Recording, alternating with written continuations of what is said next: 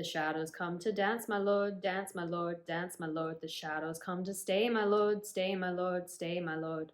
Under the sea, smoke rises like bubbles and flames burn green and blue and black. I know, oh, oh, oh, oh.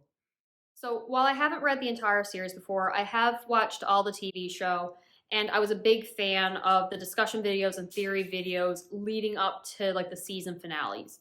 So a big part of that was talking about prophecies, characters, changes from the books, the plot of the books, and how it's going to tie into the series as a whole, which means I've probably been spoiled for like 99.9% of the series. I'm okay with that. I don't overly mind spoilers too much. I'm a little sad that some of the shocking elements are going to be spoiled for me. But one of the characters I was so excited to read about is Patchface. Yeah, we're doing this full on spoilers for basically everything. I'll get into more character stuff later on, but spoilers for this review. Clash of Kings was such a fun time. The characters, of course, were fantastic, and I'm pretty sure the point of this book was to make these characters suffer. I have more to say near the end, though. Patchface was one I was extremely interested to see how he will be portrayed in the book. And his story of being a fool from the Free Cities that basically drowned but didn't quite drown, was able to be revived, and is now working for Stannis Baratheon and is friends with his daughter, Shri.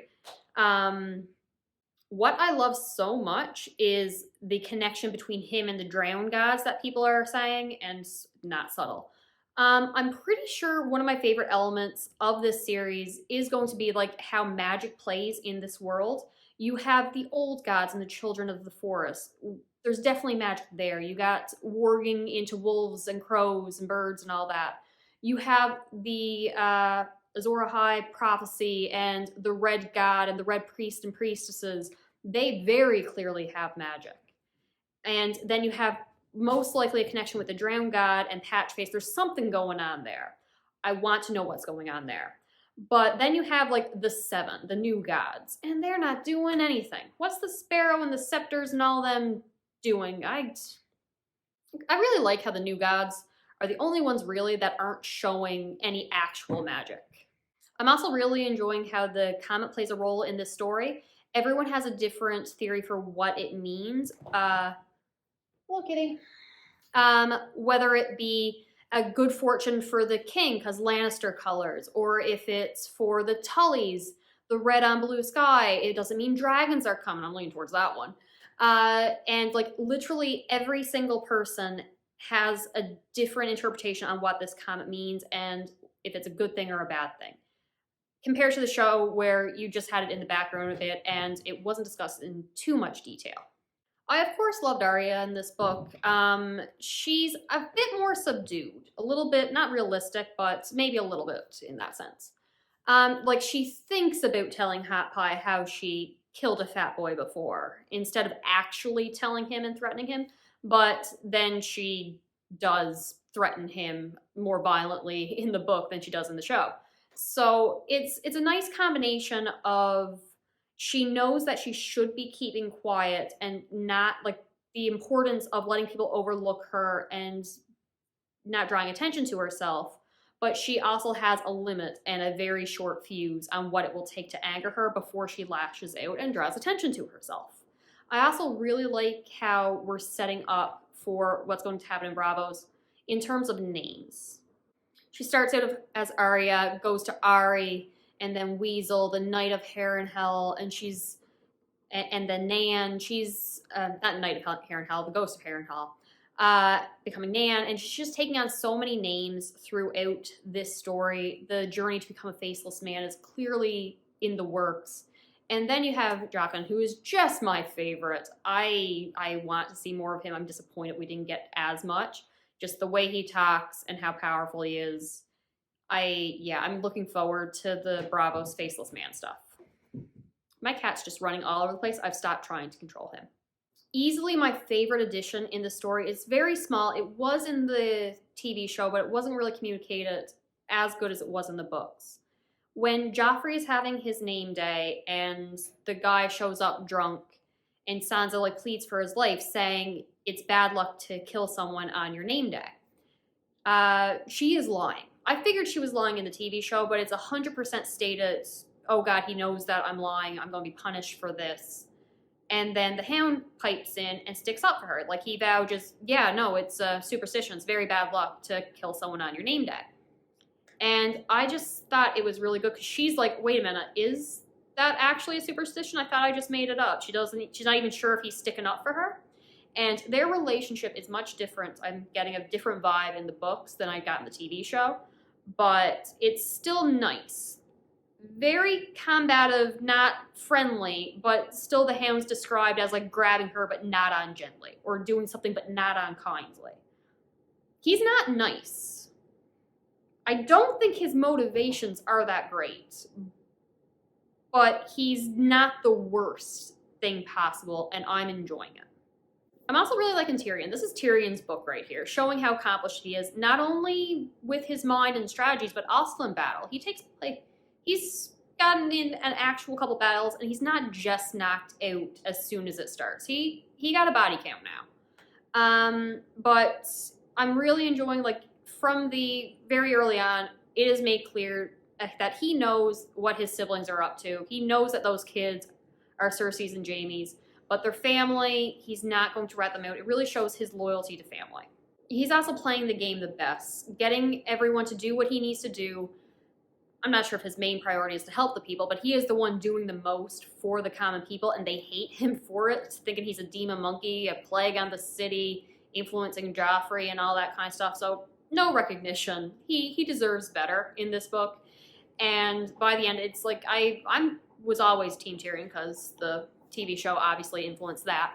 But really, he deserves better. He deserves better from his family and everyone around him. He did good. He did good in this book. We're going to talk about Shae in the next one because I haven't got a good enough feel for her character. And that's one thing in all my conspiracy theories and videos that I've seen. Shae hasn't been too much spoiled for me. I know she's different from the book. I know her motivations are different, but I haven't had examples playing it out. So I'm looking forward to see how I feel about her by the time her conclusion comes. Do I like Stannis? I think I do. He is so abrupt and, again, more honest. There's not much he's hiding. It's like, this is my religion. The new gods of the Seventh never did me any good. Let me go with the God of Light and all that. And then there's, why are you calling Robert my beloved brother? That's a lie. It's like, it's a pleasantry. It's just polite. I didn't love him. He didn't love me. Take that out of the letter. Yeah, I kind of like Stannis. If the unmentionable thing happens in Winds of Winter and he is responsible for it, I hope he's not. I will retract that 100% and deem him irredeemable, but I'm hoping that doesn't happen. For the time being, I'm liking Stannis-ish.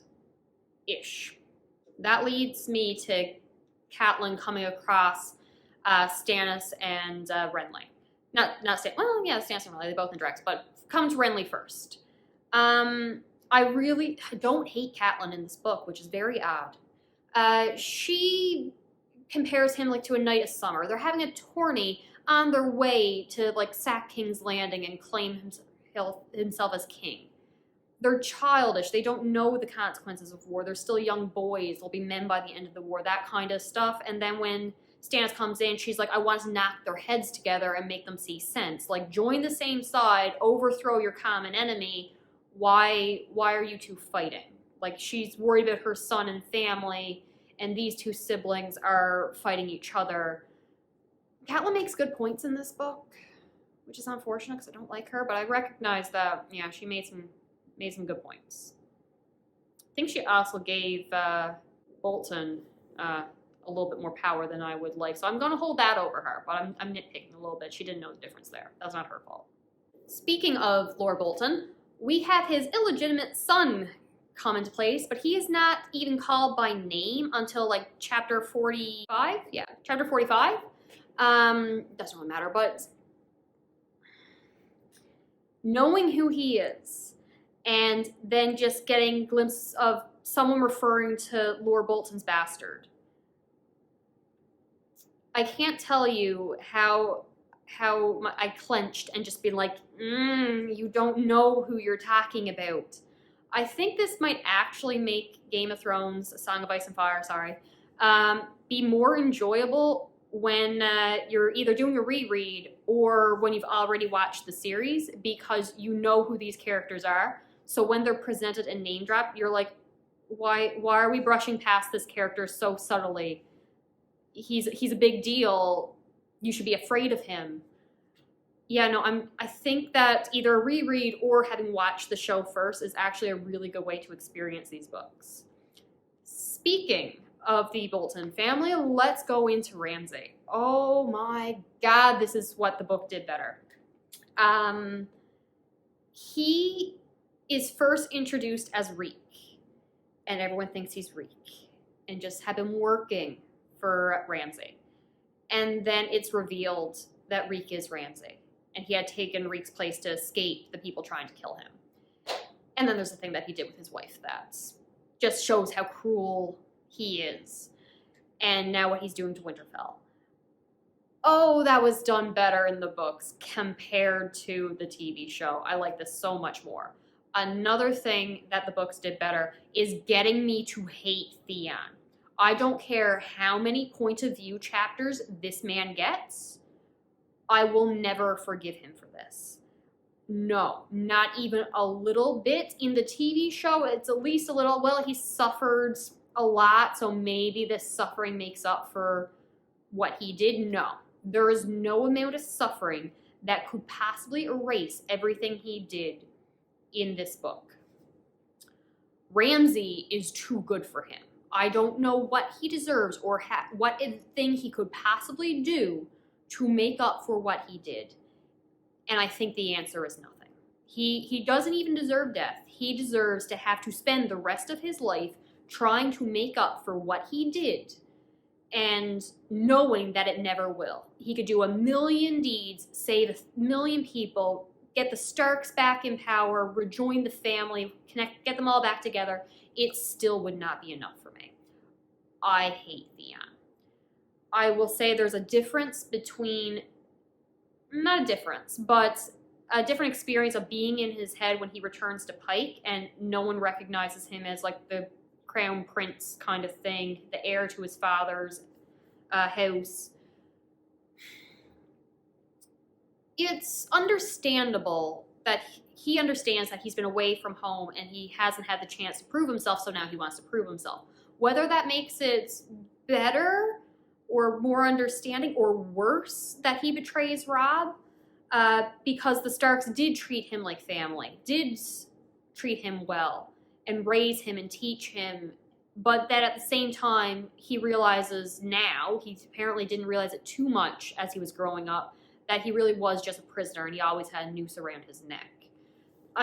It's not excusing what he did in the slightest, but it's more understandable. I still say he deserves the worst fate imaginable. I don't know what that is. He deserves it, though. Going on to Bran, I did not enjoy him too much in the TV show, but in the book, he's more realistic. I normally don't like child characters to begin with, but everyone here's a child. Dany's 14, by the way.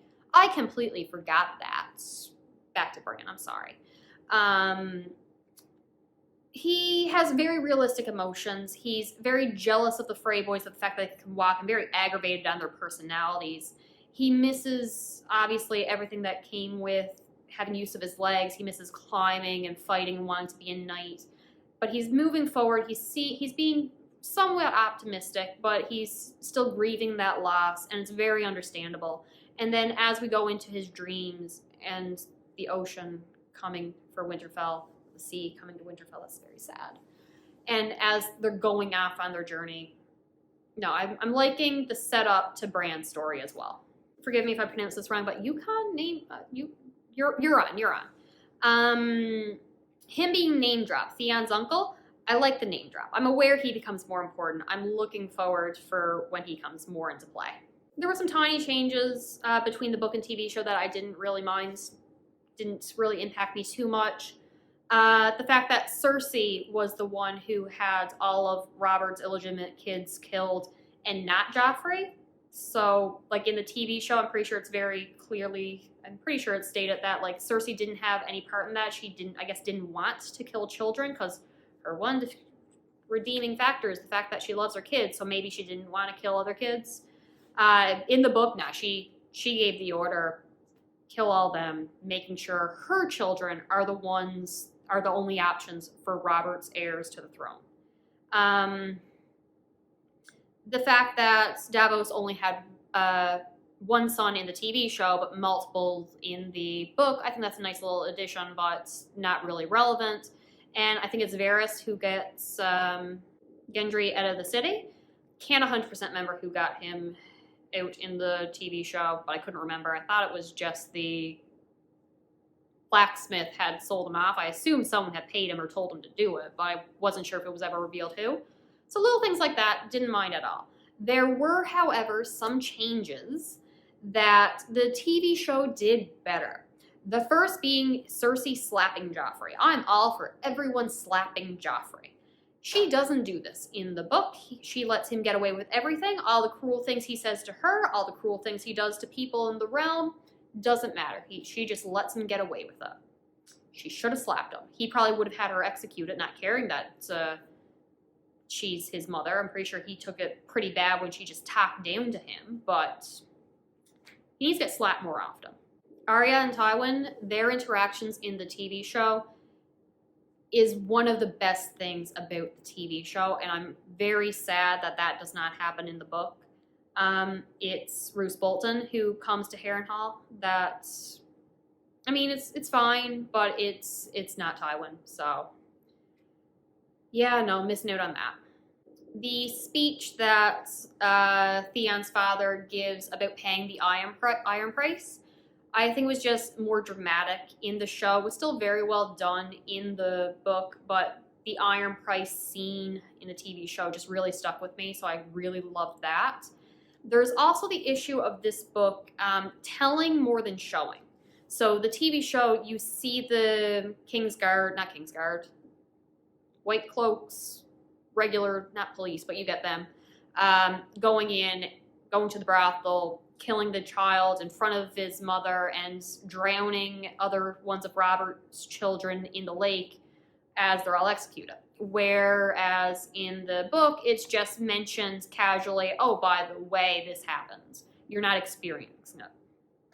And I feel that's a little bit of an issue with this book in general. There's a lot of telling me of what's going on and events that are happening rather than showing and experiencing.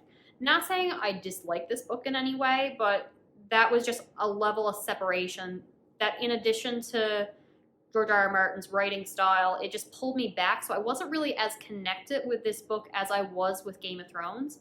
So unfortunately, Clash of Kings, I did have to switch to the audiobook just to keep moving at a decent enough pace that I wanted to get this book read. Again, I did enjoy it. I love the characters. They were suffering, but plot-wise, there was a lot of telling, not showing, and it was just, I don't know, there wasn't quite that connection. I didn't love this book as much as I did the first one, or even as much as I enjoyed, I think season 2 actually might be my favorite of the series. Obviously, for the book fans, book 1 I enjoyed greatly more than season 1, and I've heard nothing but praise for book 3. All right, so that pretty much wraps up how I felt about Clash of Kings. Really enjoying the series so much. Can't wait to see where it goes from here. Okay, I know the gist of where it goes from here. I can't wait to get to Dorne and see what actually happens with them, because I know that plot line was terrible in the show. Really looking forward to getting to Braavos. Really looking forward to seeing the dragons grow up. I know Marine is a iffy spot when it comes to fans of the book, but I still can't wait to experience myself. All right, I'll talk to you later. Bye.